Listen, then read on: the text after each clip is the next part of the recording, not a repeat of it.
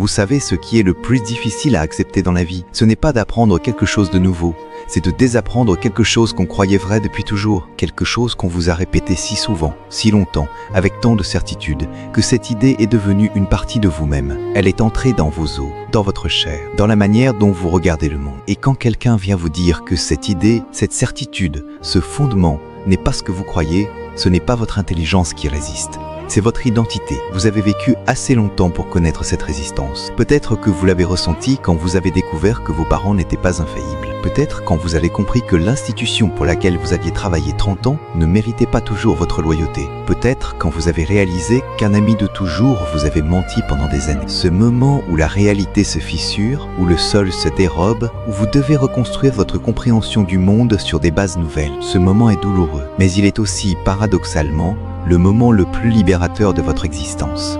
Parce que de l'autre côté de cette douleur, il y a la clarté. Et aujourd'hui, je vais vous emmener de l'autre côté. Parce que ce que je m'apprête à vous révéler touche à l'un des fondements les plus profonds de la civilisation occidentale. Une idée si ancrée, si universellement acceptée, si rarement questionnée, qu'elle semble aussi naturelle que l'air qu'on respire. Cette idée, c'est le monothéisme. L'idée qu'il n'y a qu'un seul Dieu, un seul, unique, éternel, tout-puissant, créateur du ciel et de la terre, le Dieu d'Abraham, d'Isaac et de Jacob, le Dieu de Moïse, le Dieu de Jésus, le Dieu de Mahomet. Un seul Dieu pour 3 religions qui rassemblent plus de la moitié de l'humanité. 4 milliards de personnes qui croient, sous des formes différentes, en un seul et même Dieu. C'est l'idée fondatrice du judaïsme, du christianisme et de l'islam. C'est l'idée qui structure votre vision du monde, même si vous n'êtes pas croyant.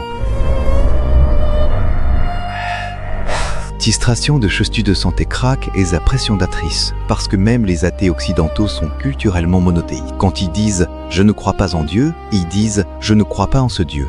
Un Dieu unique, masculin, créateur, juge. Le monothéisme a formaté notre pensée si profondément que nous ne pouvons même plus imaginer qu'il en ait été autrement. Et pourtant, les archéologues israéliens eux-mêmes, ceux qui fouillent la terre d'Israël depuis 400 ans, ceux qui cherchent les preuves de la Bible avec une passion que seule la foi peut inspirer. Ces archéologues ont découvert quelque chose de troublant, de profondément, d'irrémédiablement troublant. Les anciens Hébreux n'adoraient pas un seul Dieu, ils en adoraient plusieurs. Iwa, le Dieu de la Bible, n'était pas seul. Il avait une épouse, son nom était Ashéra. Et les preuves ne viennent pas d'un forum obscur sur Internet.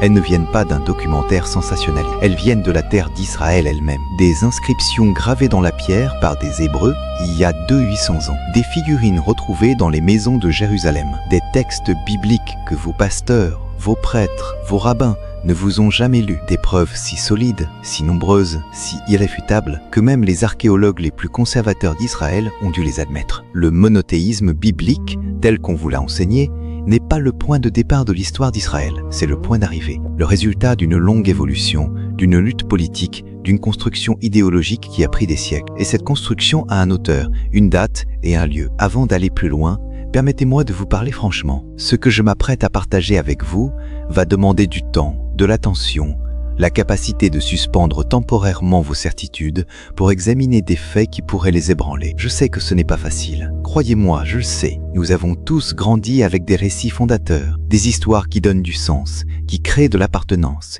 qui structurent notre vision du monde. Et quand quelqu'un vient examiner ces histoires avec les outils froids de l'archéologie, de la philologie, de l'analyse textuelle, cela peut sembler irrespectueux, voire violent. Mais voilà ce que l'âge nous enseigne. On peut aimer une tradition tout en reconnaissant que son origine est plus complexe que ce qu'on nous a raconté. On peut respecter profondément une communauté de croyants tout en examinant factuellement les documents historiques. On peut honorer la foi des gens tout en cherchant à comprendre comment cette foi s'est construite humainement, historiquement, archéologiquement. Les deux ne s'excluent pas. C'est même le contraire. Une foi qui a peur de l'examen historique est fragile. Une foi qui accepte d'être questionnée, qui s'enrichit de la connaissance plutôt que de la fuir, celle-là est solide. Cette vidéo va durer plus d'1 heure. Si vous êtes ici pour une réponse simple en 3 minutes, vous serez déçu. Mais si vous êtes ici parce que vous avez compris que la réalité est toujours plus riche, plus nuancée, plus surprenante que les récits simplifiés. Si vous faites partie de cette génération qui a appris à se méfier des vérités trop lisses, trop faciles, trop confortables, alors restez. Je ne vais pas vous dire ce qu'il faut penser du judaïsme, du christianisme ou de l'islam. Qui suis-je pour juger ce qui donne du sens à la vie de milliards de personnes? Je vais simplement vous montrer ce que révèlent les fouilles archéologiques, les inscriptions anciennes, les textes bibliques eux-mêmes. Ce que vous en ferez ensuite, c'est votre liberté, votre responsabilité. 1975, un archéologue israélien nommé Zev Meshel de l'université de Tel Aviv dirige une expédition dans un endroit que personne ne regarde. Un endroit perdu au milieu de nulle part, à la frontière entre le Sinaï et le Negev, à des centaines de kilomètres de toute ville. Un carrefour de routes caravanières anciennes, un point d'eau dans le désert. L'endroit s'appelle Kuntiye Ajrud. En arabe, cela signifie la colline solitaire des puits. Meshel ne s'attend pas à grand-chose. C'est une fouille de routine. Un petit site, peut-être un poste de garde, peut-être un caravansérail. Il commence à creuser. Et ce qu'il trouve va changer notre compréhension de l'histoire religieuse de l'humanité. C'est l'époque du royaume d'Israël, du royaume du Nord, celui de Samarie, l'époque des prophètes Amos et Osée. L'époque où, selon la Bible, les Hébreux sont censés adorer un seul Dieu, Iwa et lui seul. Tu n'auras pas d'autre Dieu devant ma face, dit le premier commandement. Tu ne te feras pas d'image taillée, dit le deuxième. Meshel met au jour un bâtiment rectangulaire. À l'intérieur, des pitois de grandes jarres de stockage en céramique. Et sur ces jarres, des inscriptions en hébreu ancien, gravées dans l'argile avant la cuisson. Des inscriptions qui n'auraient jamais dû exister si l'histoire officielle était vraie. La plus célèbre de ces inscriptions dit ceci, et je vais vous demander de bien écouter chaque mot parce que chaque mot compte. Je vous bénis par Iwa de Samarie et par son Ashéra. Relisez ça. Par Iwa de Samarie et par son Ashéra. Son Ashéra. Le pronom possessif, son est là, dans le texte hébreu original. Iwa et son Ashéra, pas Iwa et le culte d'Ashéra qui l'interdit. Pas Iwa malgré Ashéra. Iwa et son Ashéra, comme on dirait le roi et sa reine, comme on dirait le mari et sa femme. Iwa avait une partenaire divine, et les Hébreux du 8e siècle avant Jésus-Christ la vénéraient ensemble avec lui, dans le même souffle, dans la même bénédiction. Sur la même jarre, il y a un dessin, deux figures debout côte à côte. L'une est clairement masculine, avec une barbe, des cornes ou une coiffe. L'autre est féminine, avec des seins proéminents. Certains archéologues identifient ces figures comme Iwa et Ashéra. D'autres sont plus prudents, disant qu'il pourrait s'agir du dieu égyptien Bé. Le débat continue. Mais l'inscription, elle, ne laisse aucune place au doute. Oh, Wa et son Ashéra. Et il y a une deuxième inscription sur un autre pitos. Celle-ci dit « Je vous bénis par Iwa de Théman et par son Ashéra. Qu'il vous bénisse et vous garde et soit avec mon Seigneur. » Iwa de Théman cette fois. Pas de Samarie, de Théman, comme s'il y avait différents Iwiwa locaux. Le Iwiwa de Samarie, le Iwiwa de Théman, comme s'il y avait un Iwi pour chaque région, chaque ville, chaque sanctuaire, et chacun avec son Ashéra. Vous comprenez ce que cela signifie. Au 8e siècle, avant Jésus-Christ, les Hébreux ne pratiquaient pas le monothéisme. Ils pratiquaient ce que les spécialistes appellent le polythéisme, ou au minimum, le hénothéisme, la croyance en plusieurs dieux avec un dieu principal. Iwa était le dieu principal, le dieu national, le dieu de la tribu. Mais il n'était pas seul. Il avait une partenaire, Ashéra, et il coexistait avec d'autres divinités, maintenant qui est Ashéra. Parce que pour comprendre l'ampleur de ce que Meshel a découvert, il faut que vous sachiez qui était cette déesse. Et pour cela, il faut remonter encore plus loin dans le temps et se déplacer vers le nord, vers une ville ancienne sur la côte de la Syrie actuelle. Une ville qui a changé tout ce que nous savions sur les religions du Proche-Orient antique. Cette ville s'appelle Ougari. En 1929, un paysan syrien qui labourait son champ près du village de Rachamra, sur la côte méditerranéenne, heurte une pierre avec sa charrue. Il creuse, il trouve une tombe. Il alerte les autorités. Les archéologues français arrivent, dirigés par Claude Cheffé. Ils commencent à fouiller et ils découvrent une ville entière, enfouie sous le sable depuis 300-200 ans. Ougarit, une cité-état prospère du bronze récent, détruite vers 1805 avant Jésus-Christ par les mystérieux peuples de la mer. Et dans les ruines de cette ville, ils trouvent des centaines de tablettes d'argile couvertes d'écritures cunéiformes. Des tablettes qui contiennent des mythes, des rituels, des hymnes, des listes de dieux. Et ces tablettes révèlent le panthéon cananéen dans toute sa complexité. Le panthéon d'Ougari est fascinant. Au sommet se trouve El. El, le dieu, le père des dieux, le créateur des créatures. Elle est le patriarche divin, le vieux sage, le roi des dieux. Il siège dans son palais au sommet d'une montagne cosmique, à la source des deux fleuves, à la rencontre des deux océans. Il est doux, sage, miséricordieux. Il prend les décisions importantes après consultation des autres dieux. Son épouse est Atira. Atira en ougaritique, Ashéra en hébreu. C'est la même déesse. Le même nom, à peine modifié par les différences dialectales entre le cananéen du nord et l'hébreu du sud. Atirat Ashéra est la mère des dieux, la déesse de la fertilité, la protectrice du foyer, la nourricière. Elle est représentée souvent près d'un arbre, l'arbre de vie, ou sous la forme d'un pieu de bois planté dans le sol, un poteau sacré appelé Asherah en hébreu. Confusément, le même mot désigne la déesse et son symbole cultuel. Et puis, il y a Baal, Baal Hadad, le seigneur de la tempête. Fils d'El ou de Dagan selon les traditions, Baal est le dieu jeune, vigoureux, guerrier. C'est le dieu de l'orage, de la pluie, de la fertilité agricole. Il combat Yam, le dieu de la mer, et Mo, le dieu de la mort. Il meurt et ressuscite, cycle éternel des saisons. Il est le dieu le plus populaire du panthéon cananéen, le dieu du peuple, le dieu des agriculteurs qui dépendent de la pluie pour leur récolte. Voici le point crucial. Ce panthéon cananéen, El, Asherah, Baal, Yam, Mo, Anat, c'est le monde religieux dans lequel les anciens Israélites ont grandi. Les Hébreux ne sont pas tombés du ciel.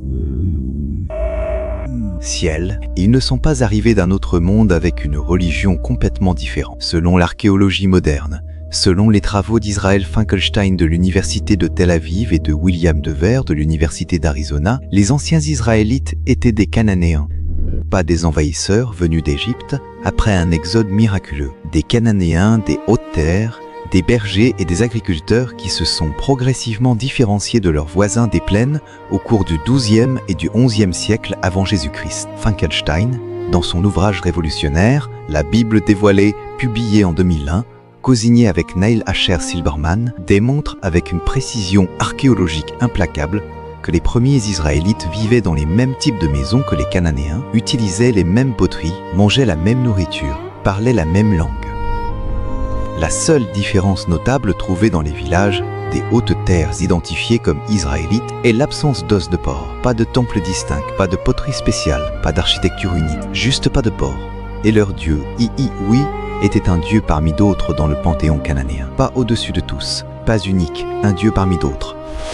Maintenant vous allez me dire peut-être, bon, c'est intéressant, mais ça ne prouve rien. Peut-être que ces inscriptions de Kuntiye-Ajrud sont des aberrations, des pratiques marginales, des hérésies locales. Peut-être que la grande majorité des Hébreux adoraient Iwa seul. C'est une objection légitime. Examinons-la. Si le polythéisme hébreu n'était qu'une aberration marginale, on ne devrait trouver ces preuves que dans des sites isolés, éloignés des centres de pouvoir. Mais ce n'est pas ce que l'archéologie montre. En 1968, les archéologues fouillent le site de Khirbet el-Kom, en Judée, pas dans le désert du Sinaï, en Judée, au cœur du royaume de Juda, à quelques dizaines de kilomètres de Jérusalem. Dans une tombe du 8e siècle avant Jésus-Christ, ils trouvent une inscription gravée dans la roche. L'inscription dit « Uriahu le riche l'a écrit ». Béni soit Uriahu par Iwa, car de ses ennemis, par son Asherah, il l'a sauvé.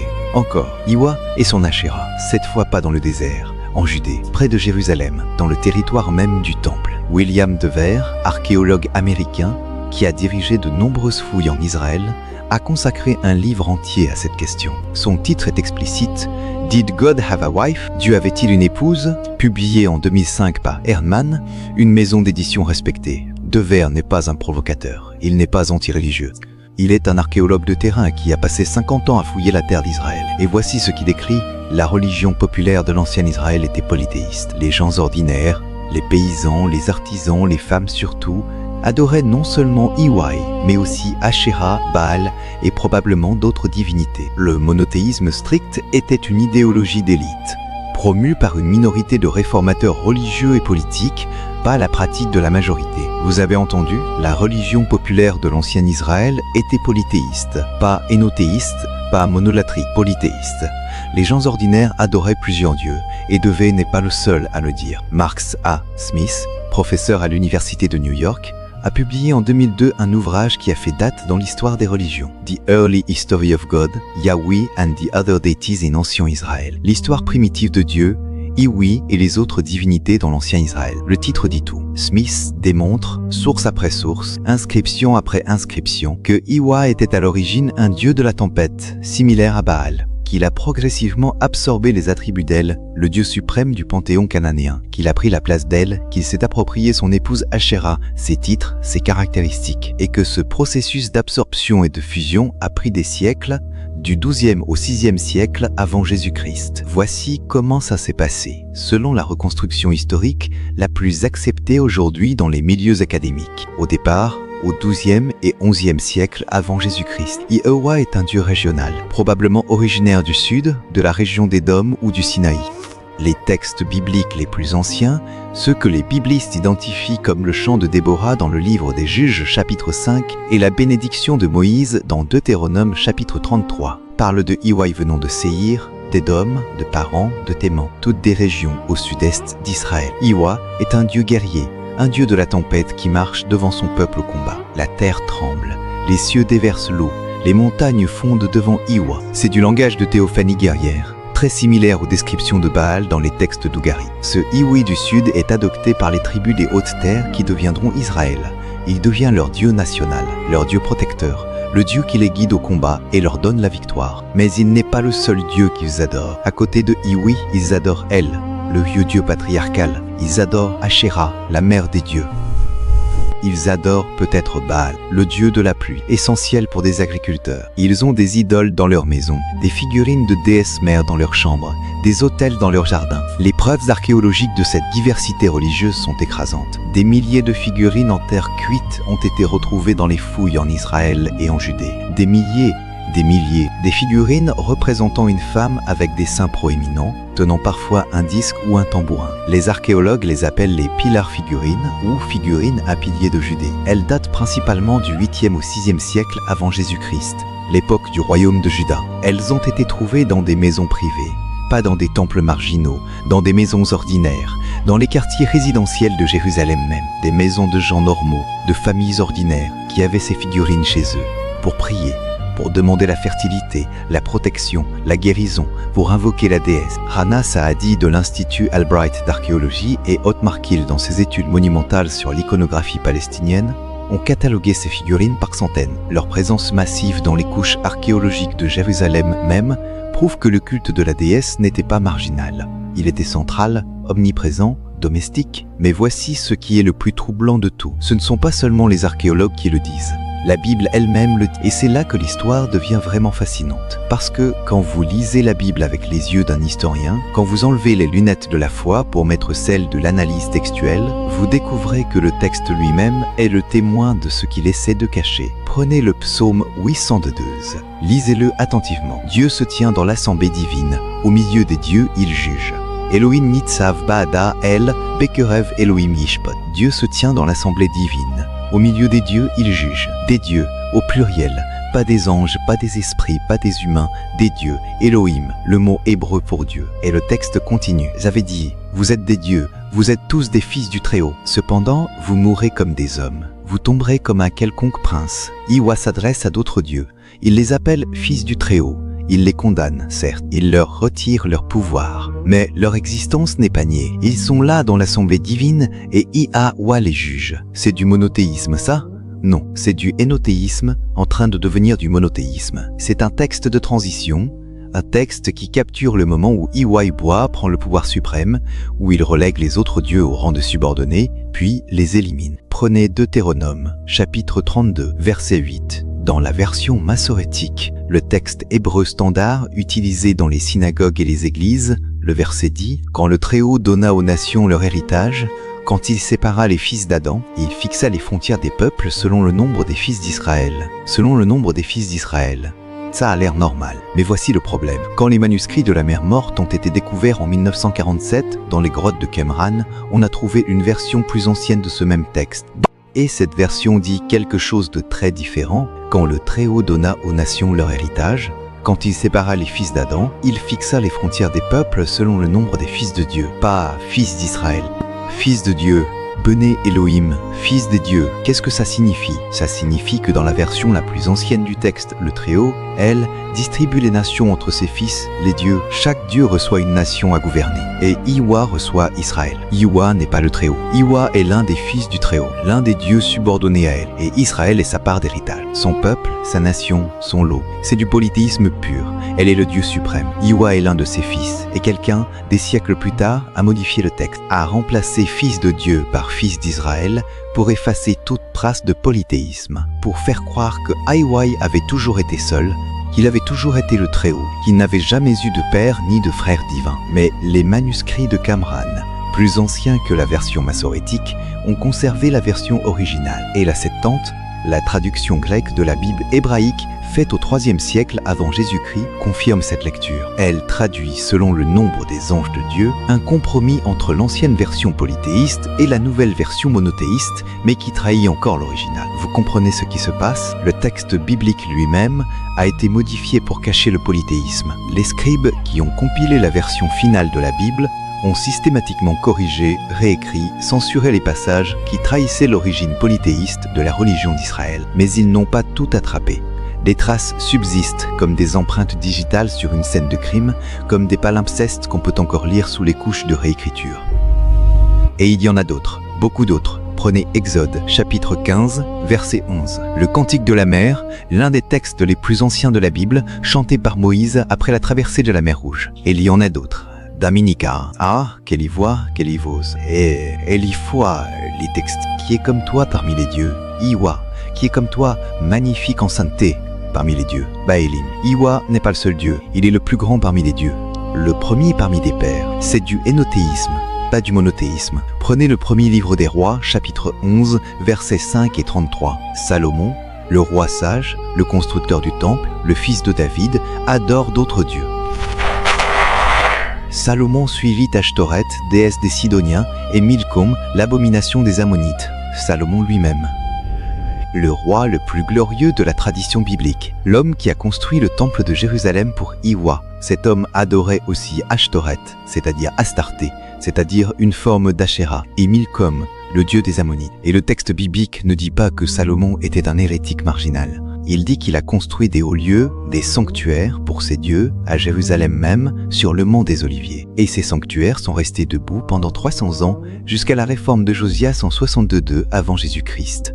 300 ans, pendant 3 siècles, il y avait des temples dédiés à d'autres dieux que Iwiwa à Jérusalem, la ville sainte, à quelques centaines de mètres du temple. Et la Bible elle-même le raconte. Prenez 2 Rois, chapitre 23. C'est le récit de la réforme de Josias, roi de Juda, en 62 avant Jésus-Christ. Et ce récit est une mine d'or pour les historiens. Parce que pour décrire ce que Josia a détruit, le texte doit d'abord dire ce qui existait. Écoutez bien, verset 4. Le roi ordonna de retirer du temple de Iwa tous les objets fabriqués pour Baal, pour Ashéra et pour toute l'armée des cieux. Du temple de Iwa, pas d'un temple secondaire, pas d'un sanctuaire marginal. Du temple de Iwai à Jérusalem. Il y avait des objets de culte dédiés à Baal et à Ashéra dans le temple même de Iwai. Verset 6. Il sortit du temple de Iwai Tui l'Ashéra et la transporta hors de Jérusalem vers le torrent du Cédron. L'Ashéra, le poteau sacré, le symbole de la déesse, était à l'intérieur du temple de Iwa, pas à côté,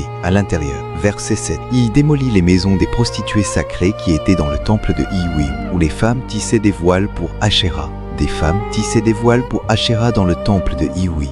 Des voiles pour habiller la statue ou le symbole de la déesse. Dans le temple même de Iwa, pas dans un sanctuaire clandestin, dans le temple officiel. Verset 11.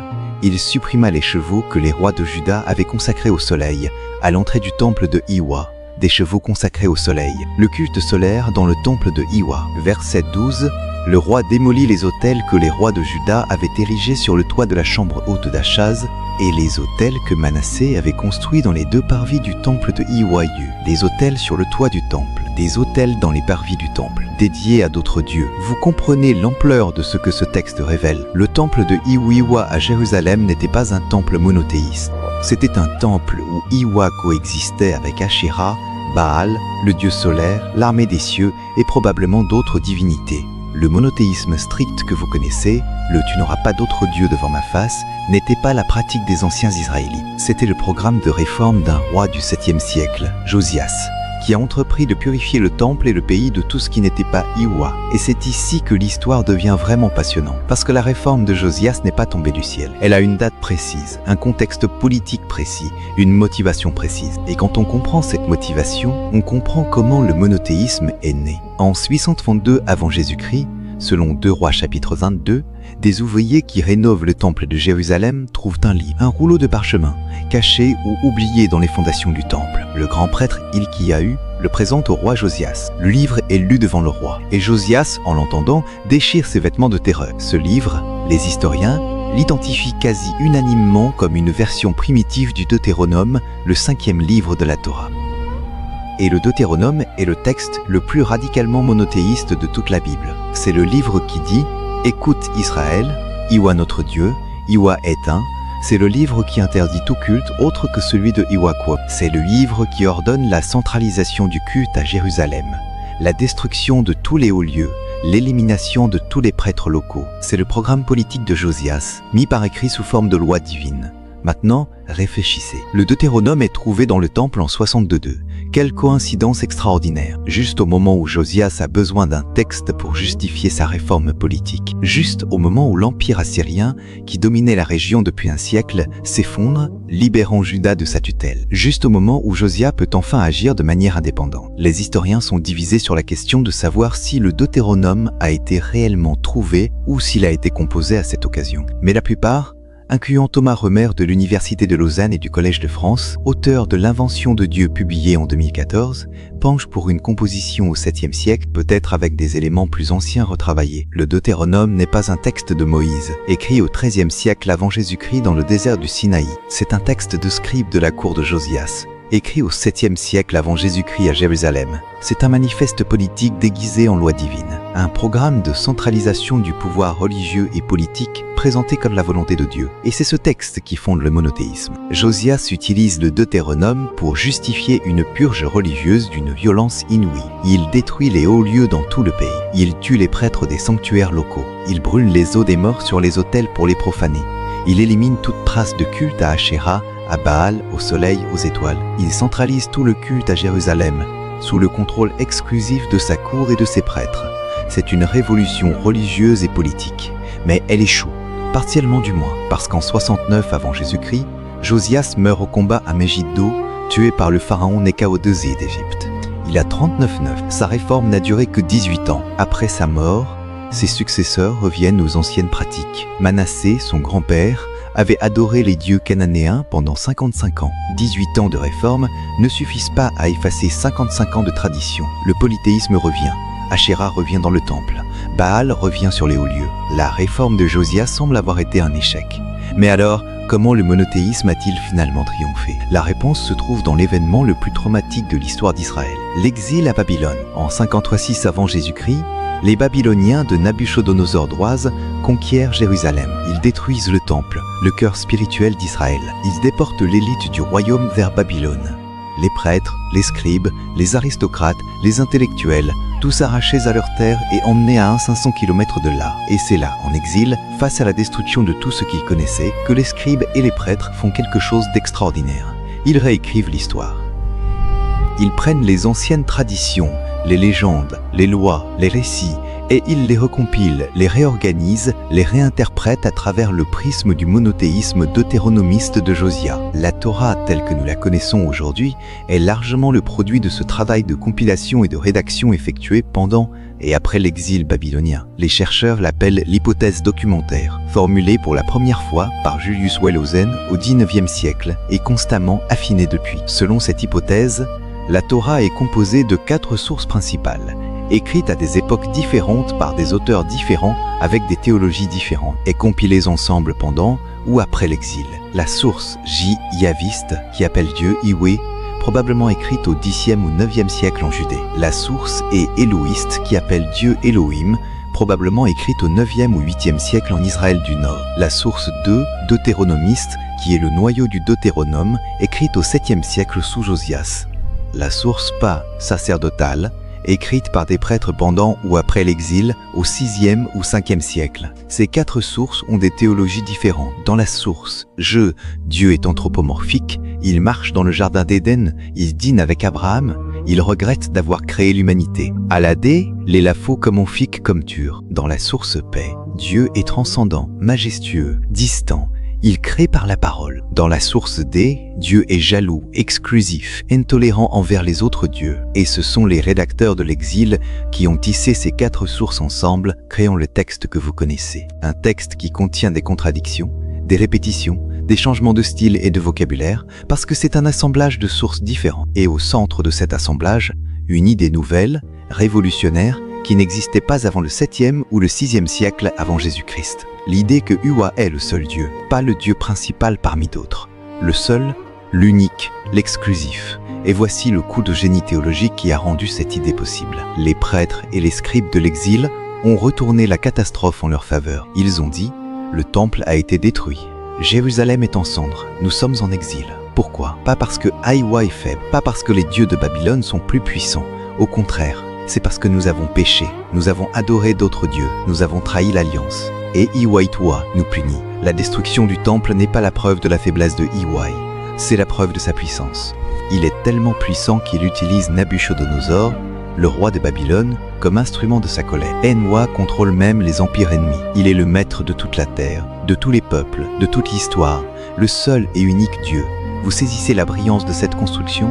En un seul mouvement théologique, ils ont transformé la plus grande catastrophe de leur histoire en preuve de la puissance unique de leur Dieu. La défaite devient victoire, l'humiliation devient punition méritée, l'exil devient épreuve pédagogique, et le polythéisme de leurs ancêtres devient le péché originel qui explique tout. C'est un coup de génie intellectuel sans précédent dans l'histoire des religions. Et c'est à ce moment-là, seulement à ce moment-là, au VIe siècle avant Jésus-Christ, que le monothéisme strict est né. Pas au temps d'Abraham, vers 100 ans avant Jésus-Christ. Pas au temps de Moïse, vers 100 ans avant Jésus-Christ. Au temps de l'exil babylonien, vers 550 avant Jésus-Christ. Le prophète, qu'on appelle le second Isaïe, l'auteur anonyme des chapitres 40 à 55 du livre d'Isaïe, qui écrit pendant l'exil, est le premier à formuler explicitement un monothéisme exclusif. Avant moi, aucun dieu n'a été formé, et après moi, il n'en existera pas. Isaïe 43, verset 10. Je suis Iwi, et il n'y en a pas d'autre. En dehors de moi, il n'y a pas de Dieu. Isaïe 45, verset 5.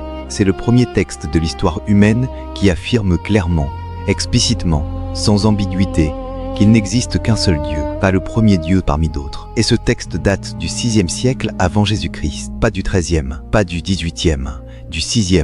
Thomas Remer, dans son ouvrage magistral « L'invention de Dieu » publié en 2014 par Le Seuil, reconstruit cette évolution avec une précision remarquable. Il montre comment Iwi, Dieu de la tempête venu du sud, a progressivement fusionné avec elle, le Dieu suprême cananéen. Comment il a absorbé les attributs d'El, sa sagesse, sa paternité, son universalité. Comment il s'est approprié l'épouse d'El, Ashéra, avant de finalement l'éliminer. Comment le passage du polythéisme au monothéisme s'est fait en 3 étapes.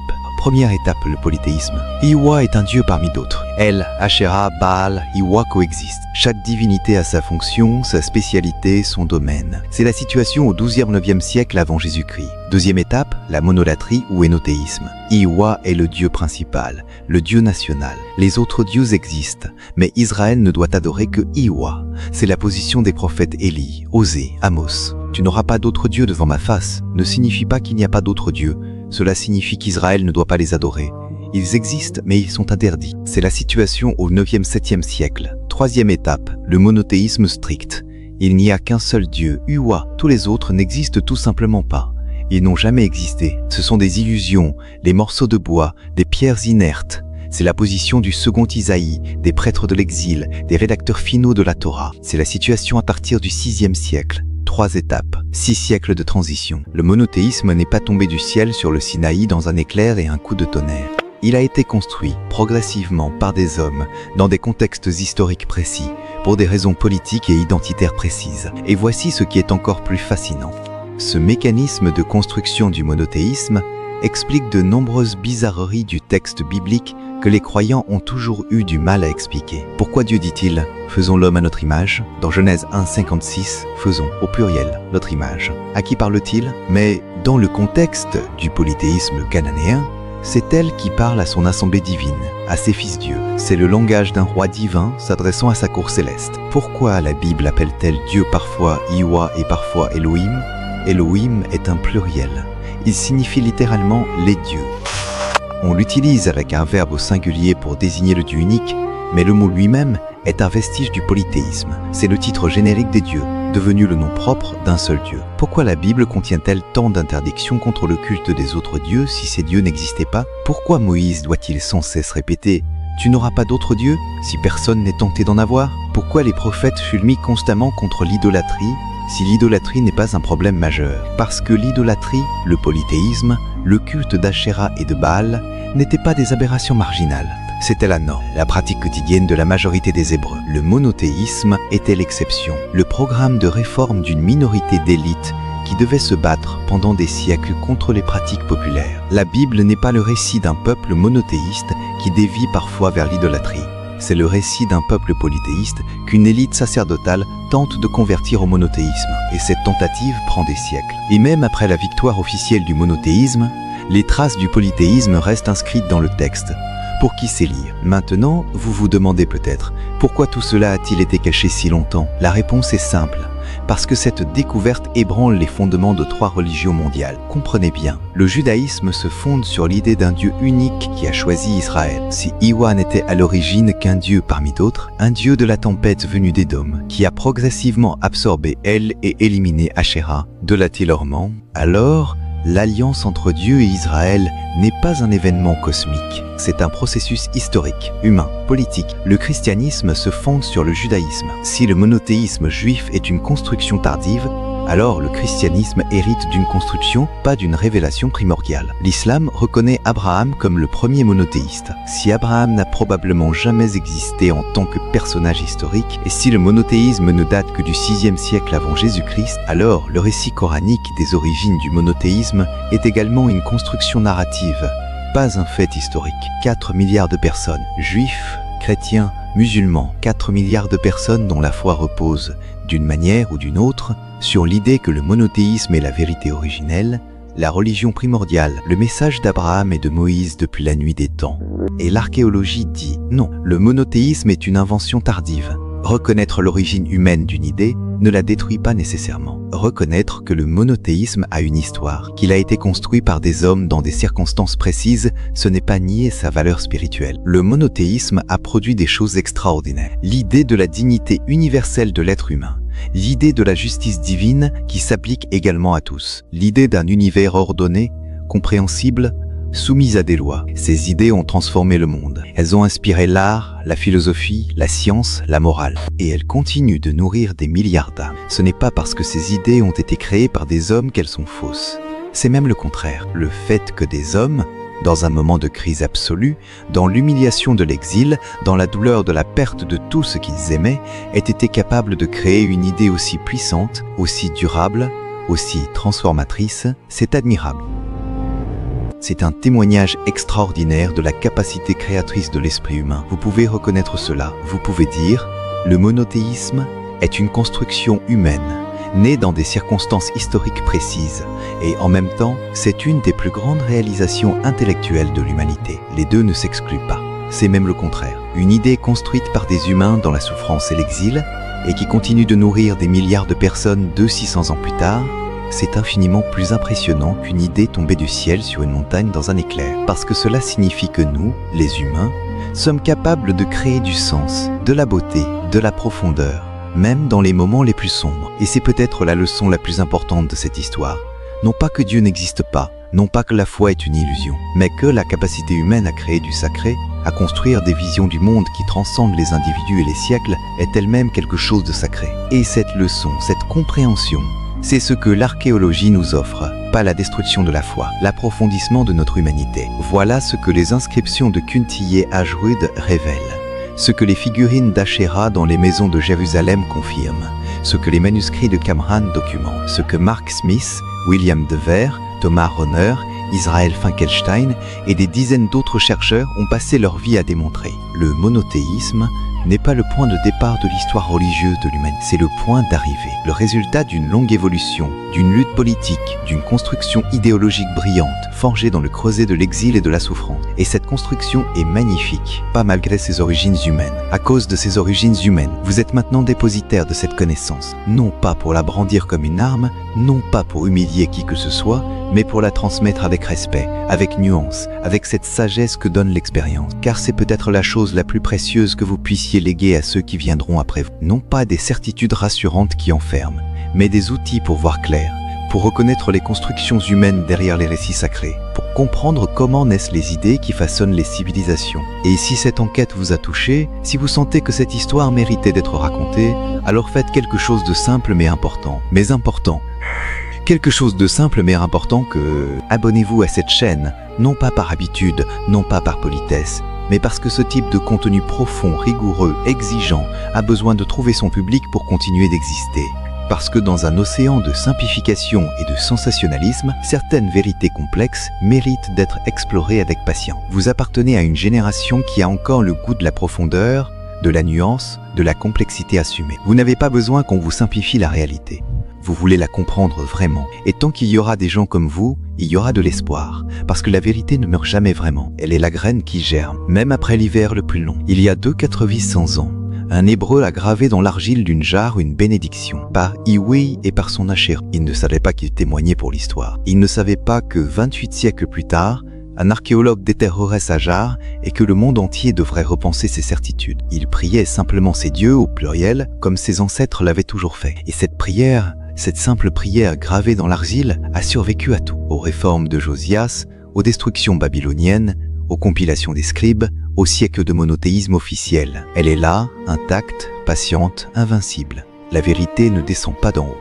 Elle se construit ici-bas, pierre après pierre, inscription après inscription, fouille après fouille. Et vous en êtes maintenant les gardiens.